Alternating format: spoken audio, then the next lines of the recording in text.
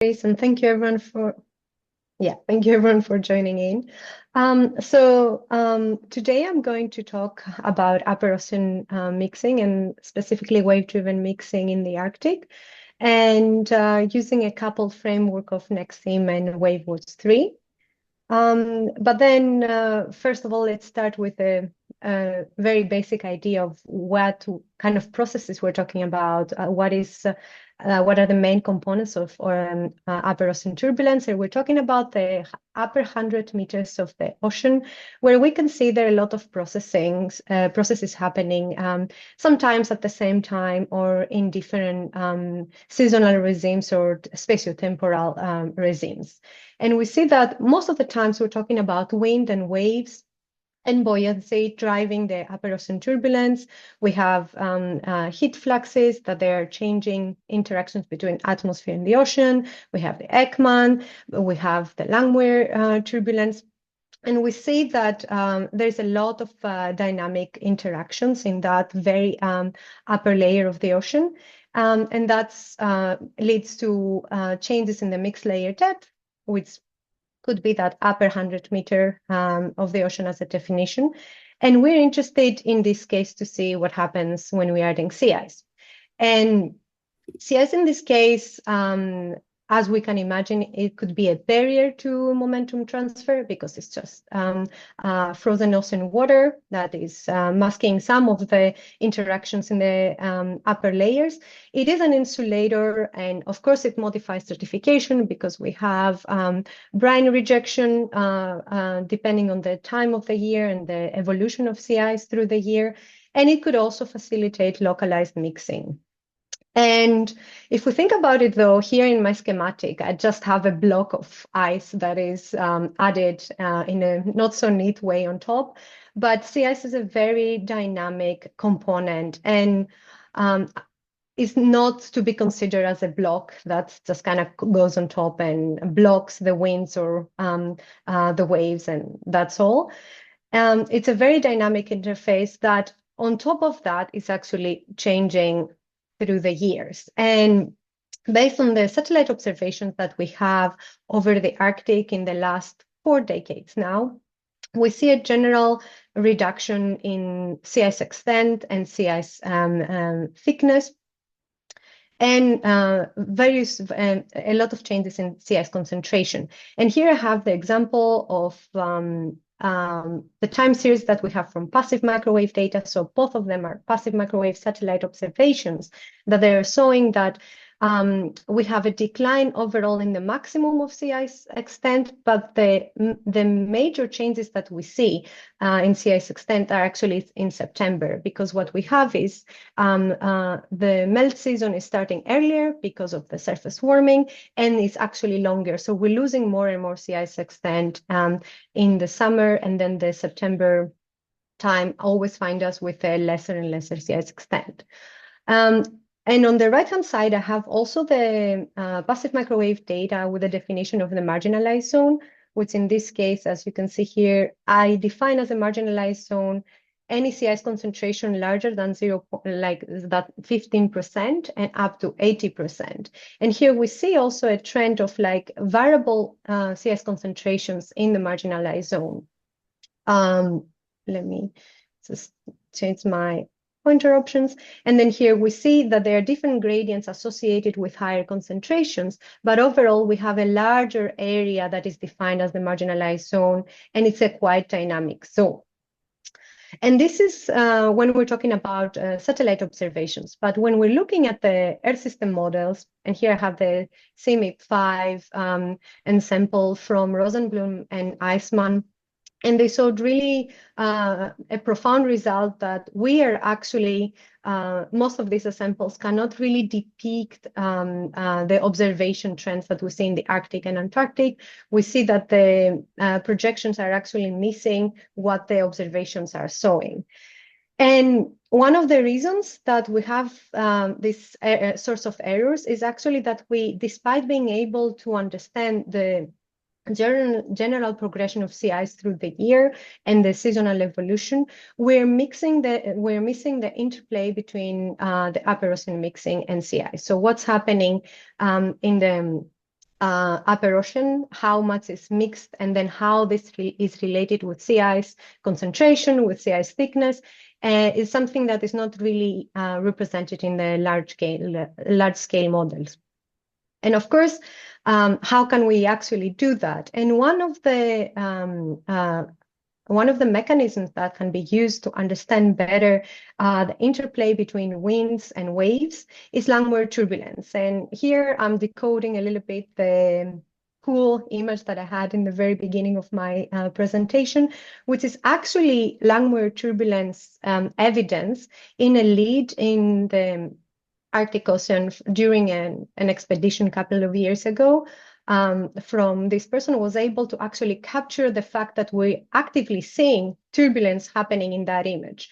And here I have very naively kind of drawn what we actually can imagine in a three-dimensional space. And as you can see, all these parallel lines here are a mix of like bubbles and very thin ice that is mixed in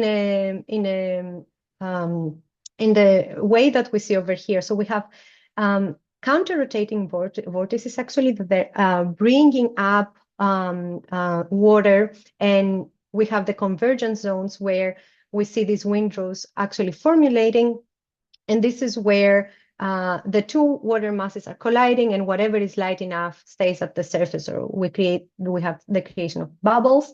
And if you can imagine, all these parallel lines here have these vortices at up to 40 meters depth under this lead over here. And Langmuir turbulence is occurring when we have winds, surface waves and winds blowing at the same direction.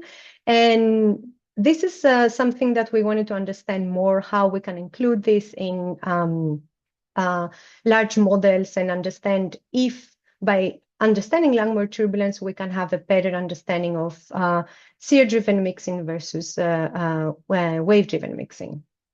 And this brings me to my research questions, which are actually, what are the main drivers of Langmuir turbulence, since we see that is occurring in ice-covered regions. We've seen it in leads in my example, but they're also in marginalized zone. There are examples of that, and in polynyas.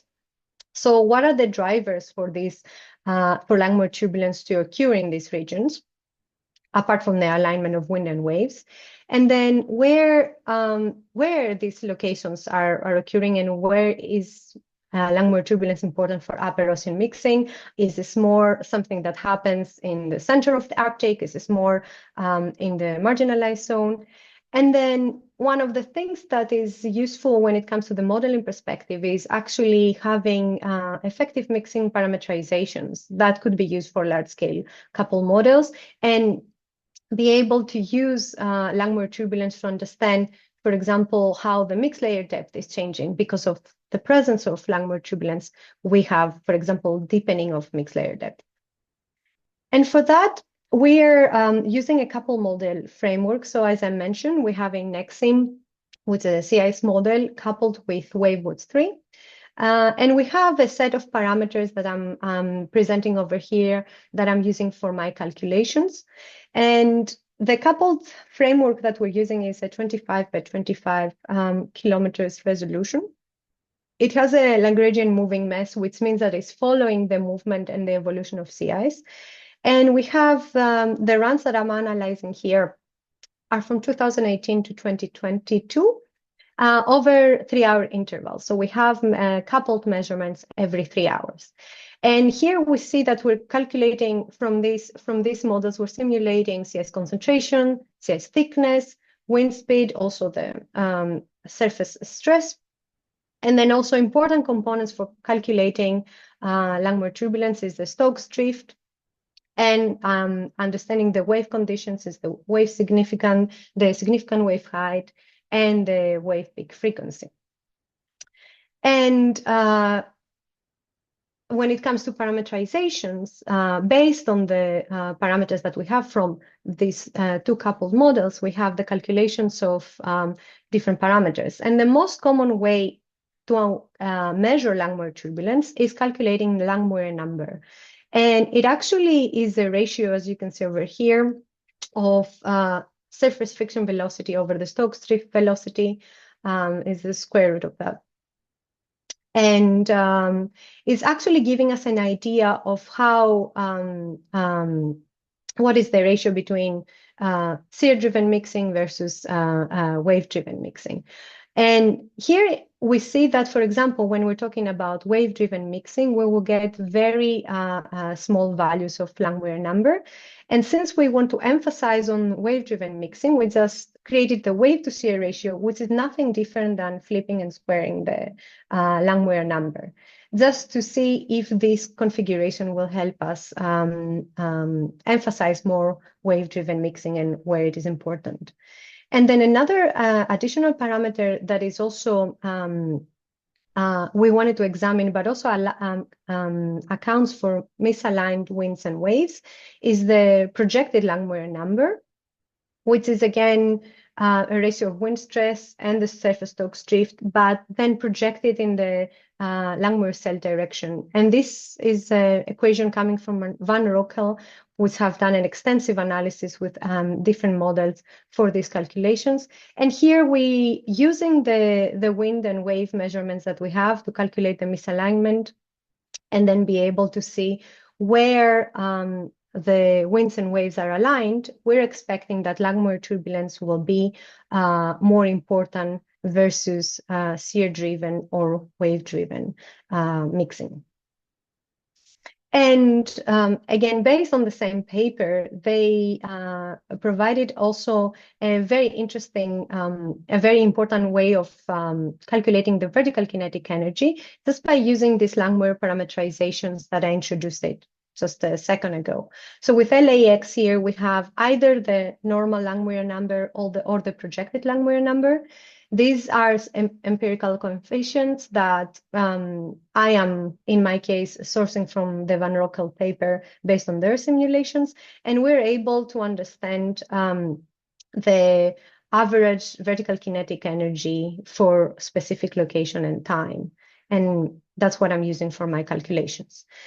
So now time for some results, and the initial thinking of understanding actually how Langmuir number is changing through the Arctic was by, in my case, choosing these two fairly different locations. This one is in the Central Arctic, and this is in the Barents Sea. And I wanted to compare how Langmuir number is related to sea ice concentration on top and sea ice thickness at the bottom. So these two panels are associated with an area with fairly high sea ice concentration and high sea ice thickness, versus here, an area in the Barents Sea where we have completely different dynamics taking place, a lot of changes in sea ice concentration through the year, and also changes in sea ice thickness. And we see that when we're looking at the Langmuir number, overall we have high values throughout the year with small changes responding to small variability in sea ice concentration and thickness through the year. And that's because most of the times you have shear dominating these regions, and we don't have a lot of like wave driven mixing in these areas.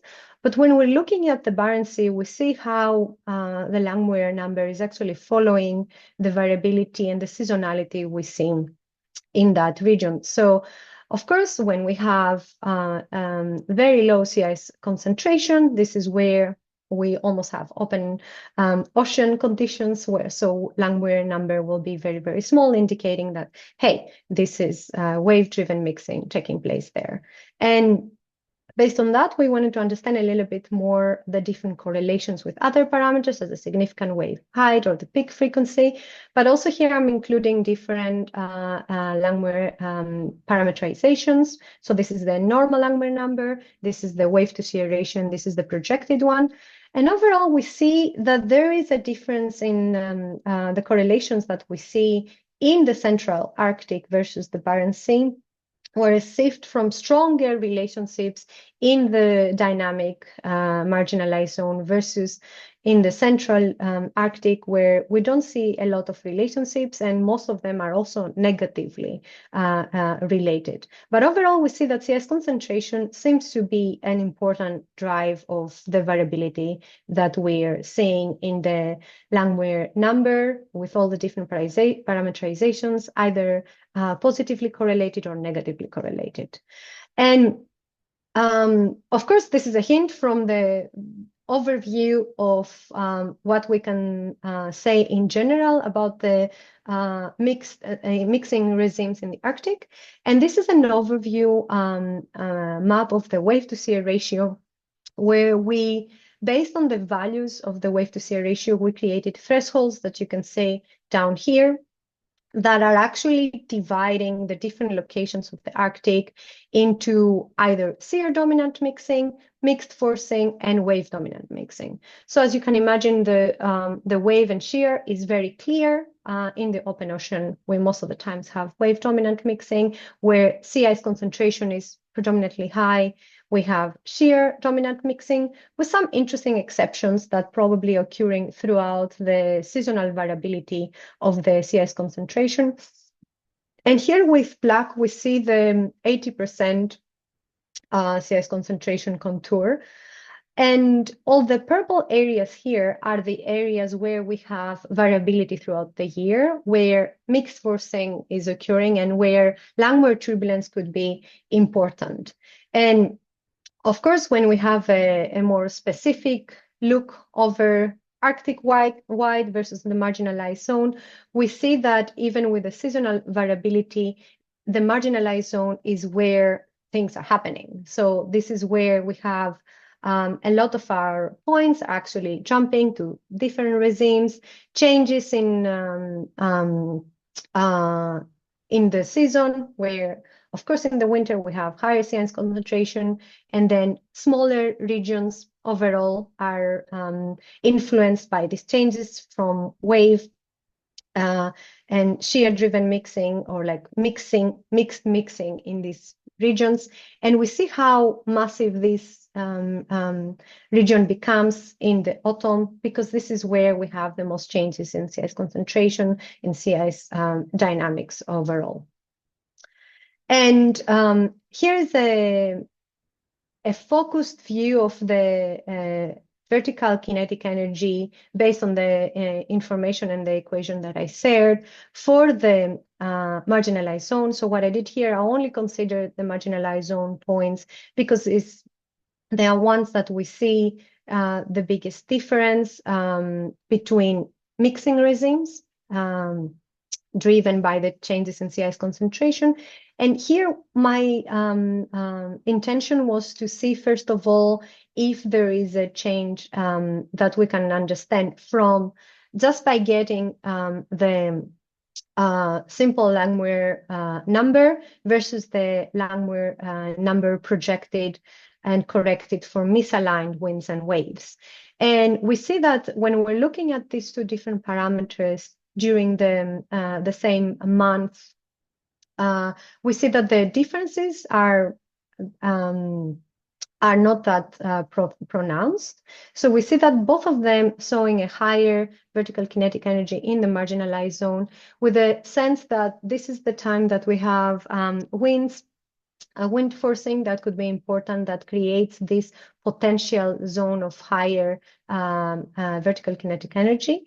Where when we're moving in September, we see that there is a difference between the two, and the difference is mostly observing that the projected Langmuir number is actually providing a more realistic view of what we would expect to see, where Langmuir number here, for example, is providing is showing an overall higher mean vertical kinetic energy.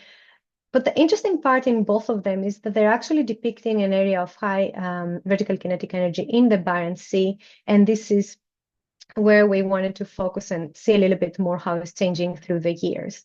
And here I have a plot that actually gives us an overview of what could be the dynamics in an annual trend, let's say, of Langmuir, different Langmuir number parameterizations, but also different parameters that we have available from the model. And here I have the two different kernels. So on the top, you see the conditions in the Central Arctic, and at the bottom, the conditions in the Barents Sea. And this is for the small kernels that I originally showed in a couple of slides ago. So very small areas that we wanted to see. Okay, we've seen the means through the season, we see the means through the years, but we wanted also to see how through the 1 year length, how things are changing. And we see also that in the marginalized zone, things are dynamic also throughout the year. So by characterizing one, let's say, grid cell, one type of mixing versus the other is not necessarily realistic, because we see that the same location could go from wave-driven mixing in the beginning at the end of the previous year to shear-driven mixing in the winter, and with a lot of transition from mixed to wave-driven mixing in the around September or end of the summer season and autumn. So we see that the same location can go through a lot of different changes through the year, and this is something that we are also confirming with the projected Langmuir number here, where we see this red line indicates where wave-driven mixing is important, and we see that in the case of the Central Arctic, we mostly have shear-driven mixing, but then in the Barents Sea, we see that there is a time, especially in September, that we see that shift happening, and it's coupled with increased significant wave height around that area, around that time. So overall, we see that this is a very dynamic problem. It's not easy to generalize it, but we see that most of the times MI in the marginalized zone is where we see interesting results and changes throughout the annual cycle. So overall, if I go back and reflect on the questions that I initially asked, what are the main drivers? Based on the work we saw here, sea ice concentration is one of the main drivers of what we see. And this is more or less what we expected, because the presence of high sea ice concentration, for example, is really limiting how much the waves can propagate and change the upper ocean mixing regimes. So we saw that sea ice concentration is the main driver. And we also highlighted with this work that the marginalized zone is where we see things actually changing a lot throughout the seasons and throughout the years, with end of the summer and fall to be the most dynamic ones, when it as someone would expect, the sea ice concentration reaches a minima. We have a lot of different sea ice concentrations and conditions in the marginalized zone. So we have a stronger interaction between ocean waves and sea ice, and then a jump from different mixing regimes. Now, one of the other questions we were trying to answer with this work was actually examining different parameterizations and seeing if there is one that we can use and is useful for large-scale models. And from this analysis, we saw that the wave-to-shear ratio is actually a good parameter for this mapping that we did in the different seasonal regimes, and it could be a good metric. But we also saw that more complex parameterizations, they can allow for more detailed depictions, let's say, over an area for a specific time, but they can be computationally expensive. Some next steps that we're thinking with this work is actually something that I'm currently trying to complete, is to simulate some of the parameters with depth. So simulate the Stokes drift velocities with depth and understand if there are changes in the vertical kinetic energy. And there is a chance for us to incorporate in situ buoy observations from the Beaufort Sea. That's something that we will see in the future. And the next goal for me is also to submit this manuscript and think of new realms for this work. With this, I want to thank you for your attention and ask for questions. I think it was a bit shorter than I expected, but I'm up for any comments and feedback. Thank you.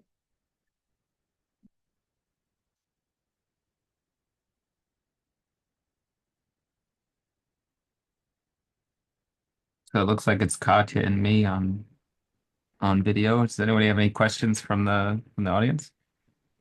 See Guillaume. Hi, Hi, Guillaume. thanks for the presentation.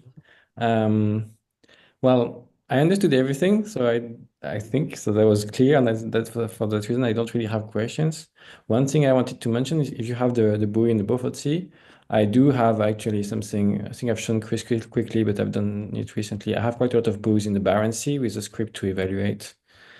And if you focus on the Barents Sea, that could be quite nice, I think, to show that you're because you care about the wave height in that because you care about the you care where there are waves or not. And I have something for you.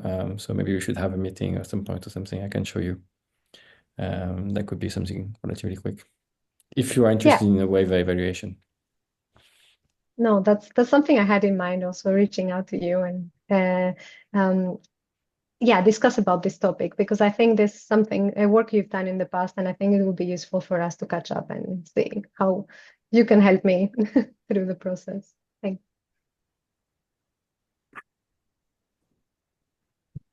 I think I don't really have another question, maybe. Okay.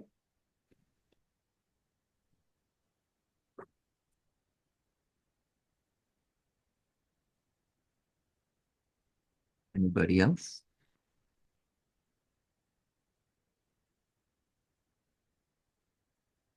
Clement? Yes, thanks for the talk. It's cool that it's short sometimes and not too Okay. long. So I may have missed like the beginning, very beginning. So you're doing a simulation at which resolution? 25 by 25 kilometers. Yeah. Okay, because I was wondering if you have any idea if it would change the results if you, for instance, increase the resolution because you would have like more maybe open water so in some places and then more like waves.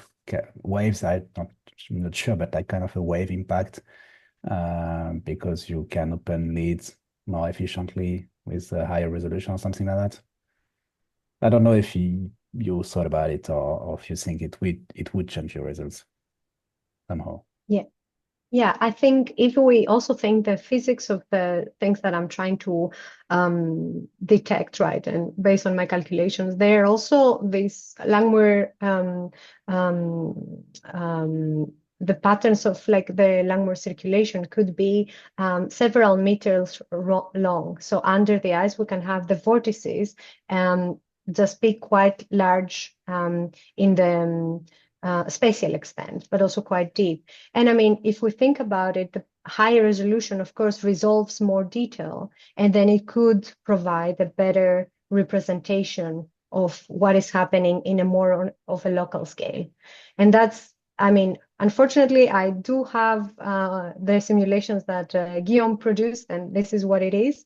I'm not sure if there is a plan to do it in a higher resolution, but of course, my work would definitely benefit from that because then I can depict more detail and a more realistic also representation of where Langmuir turbulence is important. Yeah. Does that answer your question? Yes, it did. Yeah. It does. Okay. It does. It does. Yeah. So I have a second one, Yeah. not exactly the same thing, but I was wondering if you have any plan to, because then you couple the wave watch with Nextsim, and you have let's say the most accurate effect on the waves on the mixing of the ocean. But do you have any plan to kind of set up a parameterization without this wave direct coupling? Like Langmuir cell is parameterized in a way without in the ocean without the waves, and we don't know what to do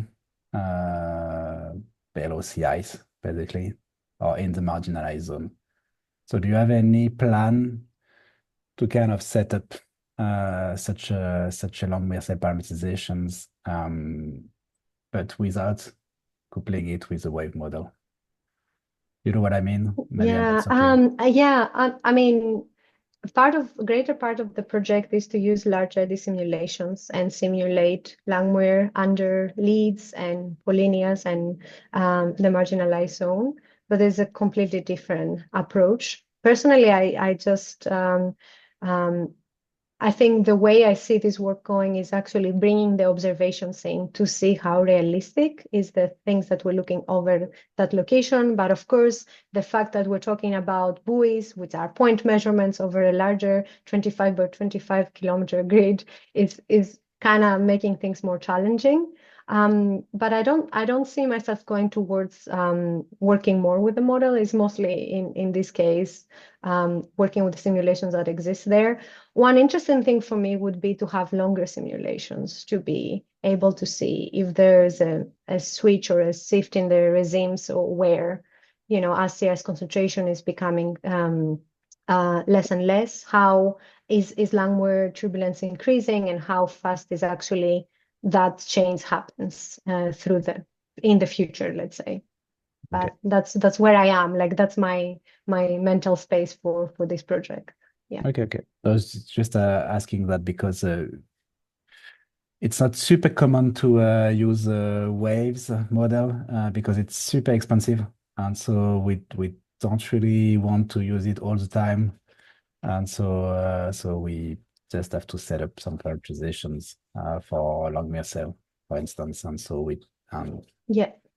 it's I mean, kind of something, a kind of black box. We don't really know what to do. yeah. I mean, the ways what they bring is the Stokes drift velocity. That's the most important part for the model. So I don't know if Guillaume can comment on that, but I don't know if there's any other way to simulate that. I don't know if I can comment. I mean, this is a good question, right? It's a I side think question. for Langmuir, because you could try to check whether it's mostly the wind waves or the swells that are important. And if it's the wind waves, then you could imagine a local parameterization in a way. Right. And then based on local concentration, assuming that your model has kind of low concentration in the means, yeah, that could work. I think it's actually an interesting scientific question to in the modeling world, like what do you gain having the wave model or not? I think it's a good one. Otherwise, you have to emulate the waves somehow, whatever. Yeah, I answered quickly a bit. I've done a few tests last spring for the resolution, and in the range 10 to 25, I didn't see so much of a difference, but there was over one case, of course.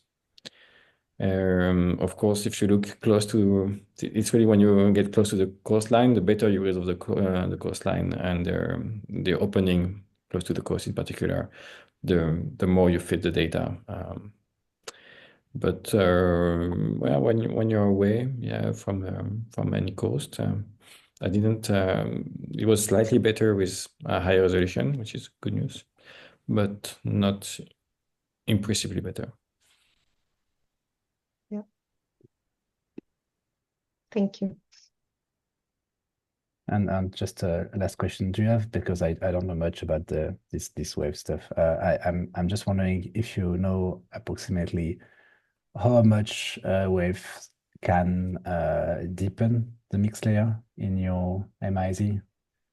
Yeah. Do you know? That's a good question, and that's one of what we're trying to understand, because when you have Langmuir turbulence occurring there, you are expecting the mix layer to be deepened just by 20% based on bibliography, and that's why my short-term goal for this work is actually to simulate the Stokes drift velocities with depth and include the mix layer depth. So let's say that we have, based on this analysis, confirmed locations in the marginalized zone where Langmuir turbulence is occurring, then go to mixed layer depth that I have from GLORIS data. That's what the model is using, and then compare the before and after. That's what I'm trying to say, to actually quantify if there's actually deepening the mixed layer.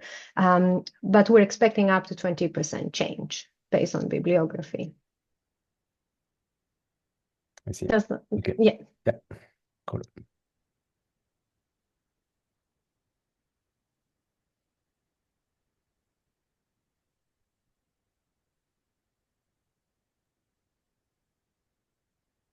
Is there any other question?